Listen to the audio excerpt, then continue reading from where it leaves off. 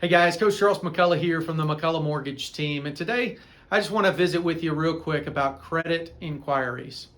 Many times our team takes phone calls, or I'll take a phone call, and borrowers are concerned about a hard inquiry. And most of the time they believe that the hard inquiry is going to lower their credit score versus a soft inquiry that doesn't take a hit on your credit score.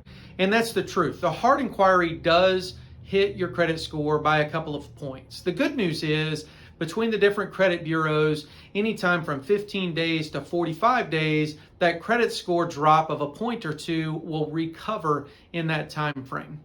And the reason that we don't pull a soft inquiry in regards to running the credit is because a soft inquiry only shows us a few of the debts. It doesn't show us if there's any bankruptcies or foreclosures or any of the really negative things that are on the credit. It really just shows us the credit score.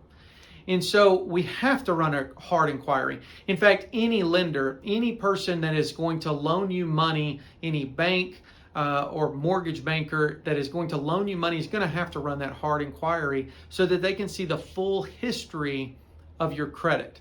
That way we make a wise decision on loaning you money with all of the information at hand.